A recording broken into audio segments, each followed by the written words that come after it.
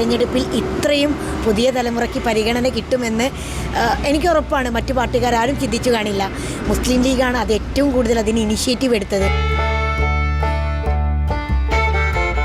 നല്ലൊരു കാൻഡിഡേറ്റ് മുന്നോട്ട് വന്നു കഴിഞ്ഞാൽ ഒരു വിമതർക്കും അതിന് ബ്രേക്ക് ചെയ്യാൻ പറ്റില്ല എന്നുള്ളതാണ് ഞാൻ വിശ്വസിക്കുന്നത്. ഇതൊരു തുടക്കമാണ്, ഒരു സാമ്പിൾ വെടിക്കെട്ടാണ്.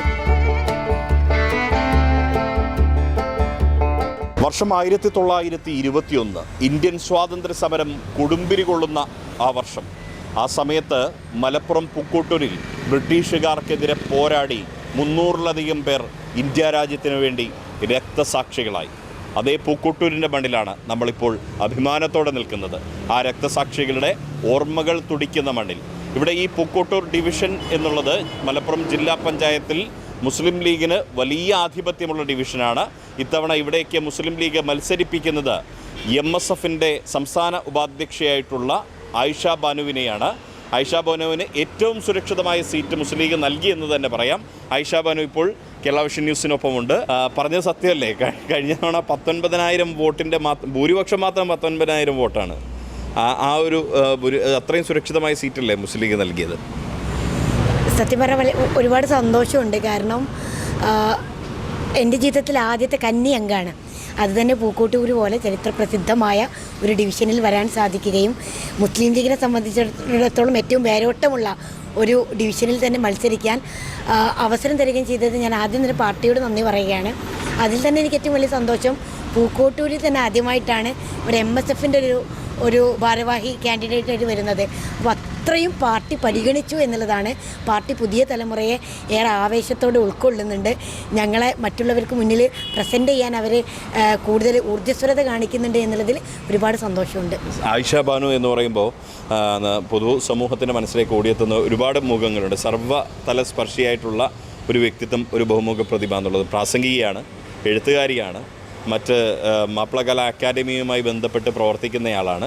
അതിനപ്പുറത്ത് JCAയുടെ പ്രസിഡൻ്റാണ്, ഒപ്പം X7 ഒക്കെയാണ്.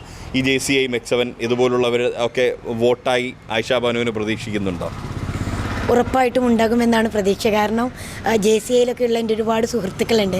അവർ നമ്മുടെ പാർട്ടി അനുഭാവികളല്ല, നമ്മുടെ പ്രത്യയശാസ്ത്രവുമായിട്ട് യാതൊരു ബന്ധവുമില്ലാത്തവരാണ്. എന്നാൽ പോലും അവർ പറഞ്ഞത് ഉറപ്പായിട്ടും വോട്ട് തരുമെന്നുള്ളതാണ്. അപ്പം അത്തരത്തിൽ കുറേ ബന്ധങ്ങളുള്ളത് ഒരു മുതൽക്കൂട്ടാവുമെന്ന് പ്രതീക്ഷിക്കുന്നുണ്ട്. മറ്റൊന്ന്, മുസ്ലിം ലീഗ് നേരിടുന്ന ഒരു വലിയ വെല്ലുവിളി എന്ന് പറയുന്നത് കോഴിക്കോടായാലും മലപ്പുറത്തായാലും വലിയ വിമതശല്യമാണ്. ഈ വിമതശല്യത്തെ എങ്ങനെയാണ് കാണുന്നത്? അതൊരു വലിയ വെല്ലുവിളിയായി വരുന്ന ഈ ഒരു ഡിവിഷൻ അല്ലെങ്കിൽ കൂടി മറ്റ് ഇടങ്ങളിലൊക്കെ വലിയ വെല്ലുവിളിയല്ലേ? ഇവിടെ സത്യം പറഞ്ഞാൽ സേഫാണ്, നമ്മളൊരു തരത്തിലും പേടിക്കേണ്ടതില്ല. മറ്റിടങ്ങളിൽ അതൊരു പ്രശ്നം തന്നെയാണ്.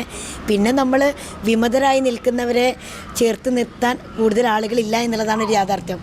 അപ്പോൾ നമ്മൾ മാക്സിമം നമ്മുടെ ഐഡൻറ്റിറ്റി പറയുക, നമ്മുടെ പൊളിറ്റിക്സ് പറയുക, നമ്മുടെ പ്രത്യയശാസ്ത്രം പറയുക, ഇന്ന് ഈ കേരളം അഭിമുഖീകരിച്ചു കൊണ്ടിരിക്കുന്ന പ്രശ്നങ്ങൾ അഡ്രസ്സ് ചെയ്യുക, പുതിയ തലമുറ ആഗ്രഹിക്കുന്ന വിഷയങ്ങളെക്കുറിച്ച് സംസാരിക്കുക. ഇങ്ങനെയൊക്കെ നമ്മൾ നല്ലൊരു കാൻഡിഡേറ്റ് മുന്നോട്ട് വന്നു കഴിഞ്ഞാൽ ഒരു വിമതർക്കും അതിന് ബ്രേക്ക് ചെയ്യാൻ പറ്റില്ല എന്നുള്ളതാണ് ഞാൻ വിശ്വസിക്കുന്നത്. ഇത്തവണത്തെ തദ്ദേശ തെരഞ്ഞെടുപ്പിൽ യൂത്ത് ലീഗിന് വലിയ പ്രാധാന്യം കൊടുക്കുന്നു, MSFന് വലിയ പ്രാധാന്യം കൊടുക്കുന്നു. നിങ്ങളടക്കമുള്ള ഹരിതയിലൂടെ വന്ന് പിന്നീട് MSFൻ്റെ നേതാക്കളായ ആളുകൾക്കൊക്കെ പരിഗണന തരുന്നു. സ്വാഭാവികമായും ഇനി നിയമസഭാ തെരഞ്ഞെടുപ്പാണ് വരുന്നത്. നിയമസഭാ തെരഞ്ഞെടുപ്പിലും മുസ്ലിം ലീഗ് വനിതകളെ കൂടുതലായി പരിഗണിക്കണമെന്ന ആവശ്യം ഉയരുന്നുണ്ടോ? പരിഗണിക്കുമെന്ന് തന്നെയാണ് പ്രതീക്ഷ. കാരണം ഈ ഒരു തെരഞ്ഞെടുപ്പിൽ ഇത്രയും പുതിയ തലമുറയ്ക്ക് പരിഗണന കിട്ടുമെന്ന് എനിക്ക് ഉറപ്പാണ്. മറ്റു പാർട്ടിക്കാരും ചിന്തിച്ചു കാണില്ല. മുസ്ലിം ലീഗാണ് അത് ഏറ്റവും കൂടുതൽ അതിന് ഇനിഷ്യേറ്റീവ് എടുത്തത്.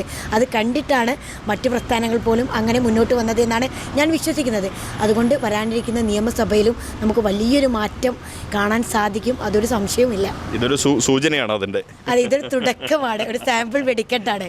അതെ അതെ. മറ്റൊന്ന് തീർത്തും പേഴ്സണലായിട്ടുള്ളൊരു ചോദ്യം മാത്രമല്ല, പക്ഷേ അത് പൊതുവായൊരു ചോദ്യം കൂടിയാണ്. PH അബ്ദുള്ള മാഷ് എന്ന് പറയുന്നത് ആ ഒരു വലിയ മനുഷ്യൻ്റെ മകളാണ്.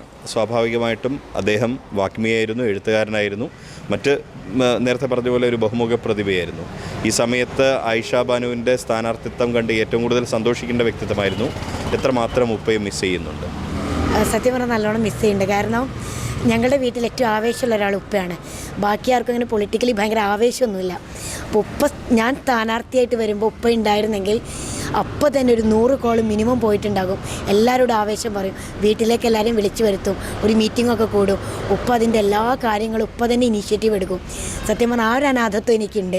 അങ്ങനെ ചെയ്യാനൊന്നും ഒരാളില്ലാത്ത പോലെ തോന്നിയിട്ടുണ്ട്. എങ്കിലും ഹസ്ബൻഡ് കൂടെ നല്ല കട്ടയ്ക്ക് സപ്പോർട്ട് ചെയ്യുന്നുണ്ട്. എന്നിരുന്നാൽ പോലും നമുക്ക് ഒരാൾക്ക് പകരക്കാരനായിട്ട് മറ്റൊരാളെ കാണാൻ കഴിയില്ല എന്നുള്ളതാണ്. ഒരു വിടവ് മറ്റൊരാളെ കൊണ്ട് നികത്താൻ ഒരിക്കലും കഴിയില്ല. എന്നാൽ ഹസ്ബൻഡ് മാക്സിമം സപ്പോർട്ട് ചെയ്യുന്നുണ്ട്. ഈ വിദ്യാർത്ഥി രാഷ്ട്രീയത്തിലേക്ക് വന്നപ്പോൾ ഉപ്പ ആദ്യം എന്താണ് പറഞ്ഞത്? ഉപ്പ കാരണം പൊതുസമൂഹത്തിനൊക്കെ ഒരുപാട് നല്ല ഉപദേശം കൊടുത്ത മനുഷ്യനാണ്, അതുകൊണ്ടാണ് ചോദിക്കുന്നത്. ഉപ്പാനെ സംബന്ധിച്ചിടത്തോളം എല്ലാവരും വിചാരിക്കുക ഉപ്പാണ് എന്നെ ഇറക്കിയത് എന്നാണ്. സത്യത്തിൽ അങ്ങനെയല്ല. ഞാനായിട്ട് രാഷ്ട്രീയത്തിൻ്റെ വലിയൊരു ആഗ്രഹമാണ്.